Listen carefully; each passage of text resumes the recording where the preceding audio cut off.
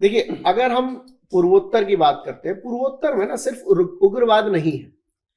उग्रवाद ना तो बिना पैसे के पनप सकता है, और ना उग्रवाद में बिना पैसे के कोई भी अपनी तरफ उसको आकर्षित कर पाएगा।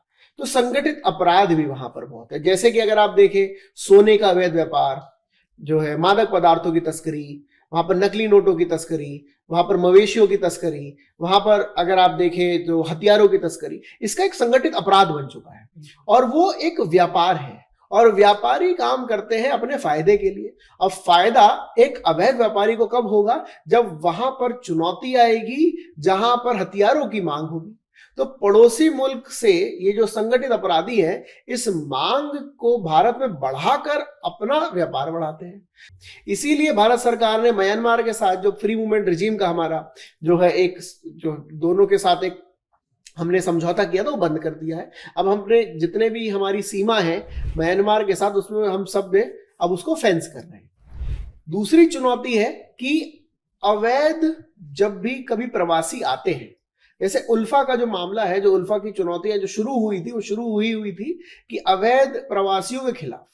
अब बांग्लादेश में अशांति है, ये तो आपने अभी देखिए, अगस्त से परेशानी शुरू हुई है। अब जब कभी भी कोई किसी का उत्पीड़न होता है तो वो किसी भी शांत क्षेत्र की तरफ भागने की कोशिश करता है, और हमारा पड़ोस ऐसे अशांत क्षेत्रों से भरा है तो सब भारत की तरफ आने की कोशिश करते हैं। और जो अवैध प्रवासी है, अवैध प्रवासियों को लाना और ले जाना भी अपने आप में एक संगठित अपराध है। और जब क्योंकि नए लोग आते हैं, वो अपने अपने जो है संस्कृति को बढ़ावा देने की कोशिश करते हैं, उसके चक्कर में जातीय संघर्ष भी वहां पर हो रहा है।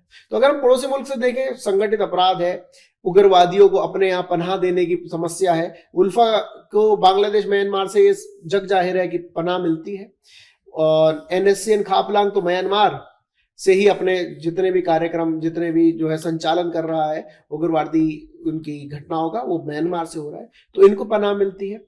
ये संगठित अपराध के जरिए अपने आप को इस तरीके से मजबूत करते हैं कि हमारी सुरक्षा, जो सुरक्षा बल है, सुरक्षा बल जिनके पास बहुत सारी जिम्मेदारियां हैं, उनको वो उग्रवाद में ही जो है फंसाए रखते हैं, क्योंकि शांति बहाल करना पहली जिम्मेदारी है सुरक्षा बलों की। तो सुरक्षा बल जब शांति पर ध्यान देते हैं तो ये अपना व्यापार फिर आगे बढ़ाते हैं। तो इसलिए पड़ोसी मुल्क का शांत होना बहुत जरूरी है। अदरवाइज हम लोग जो है, अगर हम चाहें भी कि राजनयिक तरीके से बातचीत कर पाए, वो होना फिर मुश्किल हो जाता है।